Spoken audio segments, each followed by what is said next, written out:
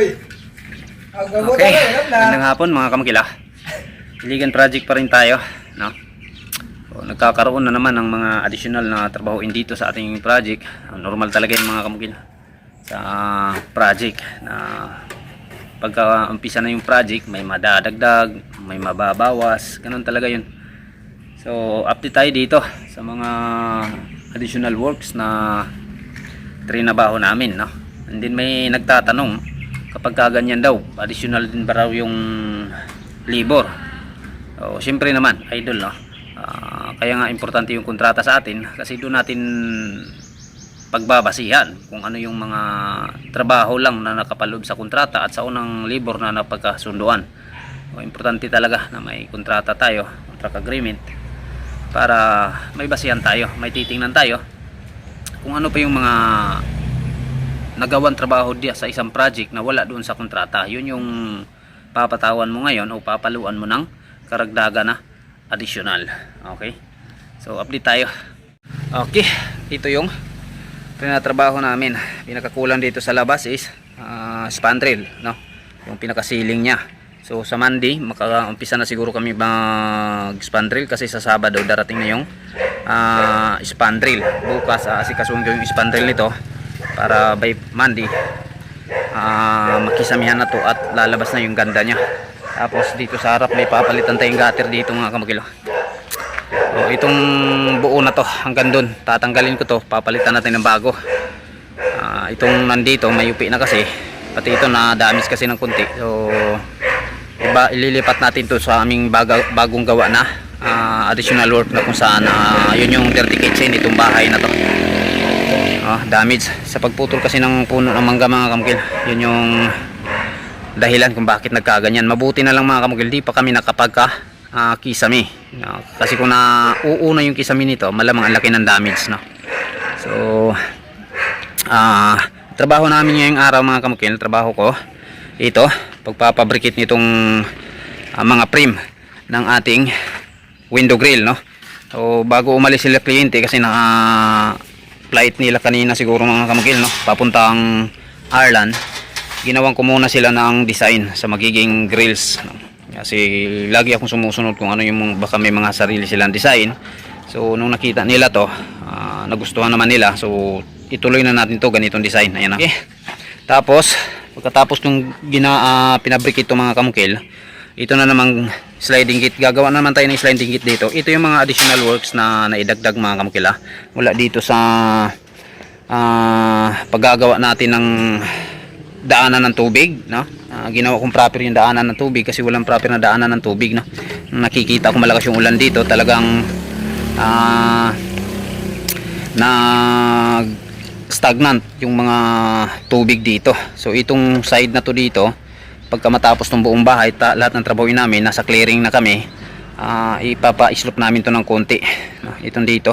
Tapos yung binabalat namin dito ng mga lupa o mga simento kasi may diyan kami naghahalo. Diyan namin itatapon, ipapatag namin yan diyan, no? Kung may sobra pang buhangin, ipapaibabaw namin sa aming tinatambak diyan para magiging patag. Tapos ito lilinisin to. So sliding gate to mga kamukil. Ito yung man gate natin o na service gate na tinatawag. Abre boy. Boy, abre sa boy. Yan. No. Diyan natin nilalagay. Yan o. Sara boy. So 70 cm yung ginawa natin service gate diyan. Kasya na yung tao diyan kahit na may bag pandala. Pagka may sasakyan na papasok, bubuksan tong pinaka main gate. Napapansin nyo mataas yung ating gate, no? Ini-expect ko kasi dito mga kamukil, lagi kong iniisip na may sasakyan na papasok talaga, no? May service yung titira dito sa bahay na to, kaya pinataas na natin yung ating gate para pagpasok sa sasakyan wala tayong hindi siya masasayad. Okay, so dito sa harap, dito na yung pinaka nya design. Ang kulang na dito, maglalagay pa ako ng white, no? Kalahati ng white dyan sa gray na nakikita nyo, i-white natin yan papunta dyan sa pinakagilid, tapos magkakaroon ng gray dyan.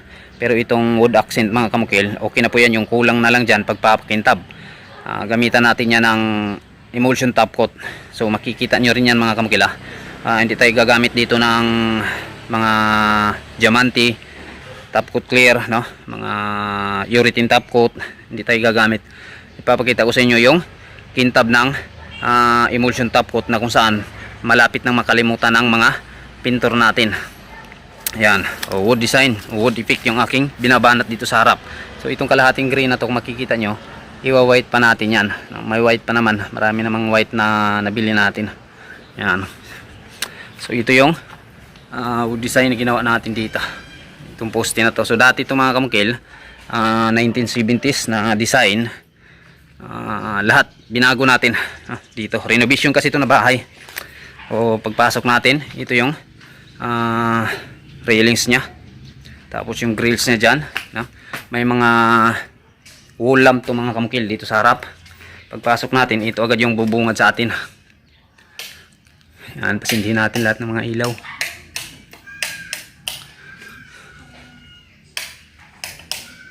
Yan, ito lahat yung bubungad sa atin. Pasindihan na, boy. O yan, ito yung bubungad natin pagpasok, no? So kahit malinis na siya mga kamukil, nakikita nyo, pero pagkatapos lahat talaga ng project, may final clearing pa to, no? I-grout natin itong mga tiles. Tapos kung napapansin nyo, may mga sopa na dito. Bumili na sila may-ari, saka na natin to tatanggalin yung mga balot nya kapag turnover na tayo. Okay, so yung ating baseboard, yan, hindi pa final yan mga kamukil. Kahapon ko yan siya trinabaho. O mabusisi din yung pagtrabaho. Yung pagkabit ng baseboard, madali lang. Mahirap lang sa baseboard mga kamukil, yung mga kantuhan, yung mga ganyan, no? O, kung wala kang diskarte, mahihirapan ka talaga, lalo na first timer ka magkabit ng baseboard, lalo na kung mga malalapad at iba pang mga design ng baseboard, no? O ugali, sikapin lang natin mga kamukil na sa gilid nito walang mga awang-awang na makikita. Yan, no? Kung may mga awang, hindi maiiwasan yan, no? Kasi yung pinakamahirap i-perfect mga kamukil, yung pinaka last na palitada sa pinaka flooring, no? Isa yan sa mahirap na i-perfect. Pero kung matyaga lang yung ating finisher sa pagpapalitada, pwedeng mai-perfect yan. So mabusisi yung proseso ng pagpipintura. Yan. So paikot yan mga kamukil. Lahat dito gagawa natin ng o lalagyan natin ng baseboard. Okay, so hindi pa yan tapos. Bukas na naman, ito na naman yung tatapusin ko pagkatapos kong magpaluap ng ating ceiling dun sa pinakalabas ng bahay. Ito yung ating minibar na ginawa, tapos may shadow light siya sa baba. Ayan, oh. So nabili nila kliyente na light, hindi po tricolor, no? Maganda sana kapag tricolor. Pagka ganito kasi maganda ditong kulay ng ilaw is anong tawag nito, yung warm, no? Warm white yung mga magaganda dyan. Tapos ito yung ginagawa nating dirty kitchen. Ito yung magiging isa sa additional mga kamukila na trinabaho namin dito. Ayan, pag roof framing o plastado na siya. Ito lang yung design niya. Open siya dito para maaliwalas, no? Malabas pasok yung hangin, pati yung init dito sa loob labas pasok din. Kasi wala na tayong gagawin pang ceiling dito. Pero iwan ko lang kung ano yung mga ipapagawa pa ni kliyente dito. Baka pagka mabuo to, magbabago naman yung isip nila, papasilingan. So anytime naman tayo magtrabaho mga kamukil. So ito palang dirty kitchen na to, yung sa original plano nito, para sana to sa ating gagawin na service toilet dito. Gagawin siya. Ang laki ng service toilet sana na gagawin namin dito sa labas, 1.2 square meter lang. Ngayon nagbago yung isip ni kliyente, kailangan talaga ng dirty kitchen. Sabi ko mas kailangan pa yung dirty kitchen kaysa service toilet nitong bahay na to, kasi bawat kwarto nito may mga sariling toilet po, kaya useless lang, parang useless lang din yung service toilet dito sa labas. So napagdesisyon na nila na gagawin na lang dirty kitchen. So ang laki ng dirty kitchen na to na ginagawa namin is 15 square meter to mga kamukil, kasi 3 meters doon, 5 meters yun dito. Pagdating sa layout ng bubong nito, siyempre lalaki siya ng konti kasi magkakaroon pa tayo ng mga overlapping o bulada na kung tawagin natin, no? Diyan sa harap, sa likod, sa tagiliran. So sinabay ko din yung forma niya mga kamukil sa style ng roofing sa pinakamin na bahay, no? Para babagay siya. Madalas kasi dito pag ganyan na, no? So iniisip ko lagi, yung tapon ng tubig dito siya babagsak. Mabuting isasabay natin para yung tapon ng tubig iisa na natin sa downspout doon, no? Isahan na lang yung tapon niya. So ita-tiles to, itong counter na to nakikita nyo. Tapos nakasit up na yung ating mga plumbing dyan, yung tubo na para sa ating kitchen sink. Iwan ko lang dito sa flooring mga kamukil, ita-tiles ba to. Tapos dito sa harap, sa palitada, na umpisa ng pagpapalitada, iwan ko lang kung ipapipintura nila. So nasa sa kanila yon, basta always tayong magtrabaho mga kamukil kapag ganito. Kung napapansin nyo, pulidong pulido yung ating pagkagawa. Yun yung sinasabi ko lagi mga kamukil. Ako po hindi laging nagmamadali sa trabaho ko. Basta hands on ako sa trabaho ko, di bali matagal. Pulido lang yung aking pagkatrabaho. Tapos may matitira o wala na akong pakialam doon. Importante pulido yung trabaho, kasi unang-una inisip ko dito malayo itong Iligan. Kapag nagkakaroon ka agad ng trouble, babalikan natin. Siyempre normal naman talaga yun kasi project natin to. Expenses na malaki. So ito na, bukas ay pagpatuloy nito itong paglalagay ng 1 by 1, no? Itong pinaka grills niya. Yan, palibot yan dito para maaliwalas hanggang dito.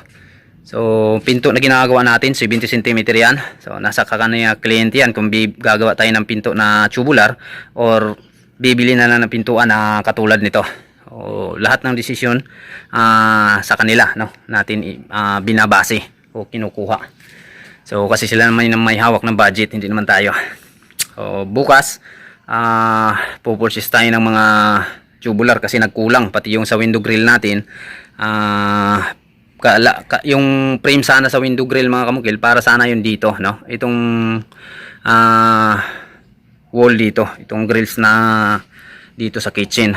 So inunahan ko lang sa paggawa ng window frame kasi may isa kang kasama dito na bakante kung hindi ko pa pagawa yung window frame, kaya pinakat ko sa kanya. Ito yung resulta, nagkulang, pero ito ikakabit to, dito hanggang dito yan. So yung pinakakulang na lang dito papunta dito. Tapos para sa window grill natin na tubular, yun yung ating ipupurchase, at para sa gate natin materials para sa gate. So yun lang, no? Yung ating update. Malapit na to sana mga kamukil, kaso lang nadagdagan. Yun yung isa sa hindi maiiwasan talaga sa construction, at pabor naman sa aming mga manggagawa katulad ko, kasi magkakaroon din tayo ng kita kahit pa paano. Okay, ito yung pinakaloob. Bukas matapos kong agahan yung magpunta sa planta para sa ating spandrel, at nang magawa ko tong sliding gate na to, tapos magdadagdag pa tayo ng ano dyan mga kamukilo, CHB. Tatanggalin natin yung bakod na yan, yung bakal na yan tatanggalin natin, ibabalik din natin, kukulayan lang natin yan, kukunin natin yung mga kalawang, isasalpak natin ulit sa taas, o it's either ayusin na lang natin yung bulb wire na yan, no? Anuhin natin yan, higpitan natin ng maayos, na ituwid natin yung mga bulb wire na yan para mas maganda siguro, kasi putol siya eh. Dapat may karugtong sana doon. Bulb wire lang, maganda na to, sagad dyan, no? Yan, tapos papalitadahan pa natin bago natin iiwan tong project na to mga kamukil. Basta saka na lang ako magsasalita kapag tapos na, no? So masilingan lang to, makikita nyo na yung pinaka view nitong project namin. Okay, so yan lang yung ating update mga kamukila, at itong video na rin to, isa na rin tong update sa ating kliyente na nandun sa ibang bansa. So yan lang, maraming salamat, and once again, Mongkel on the vlog. Thank you.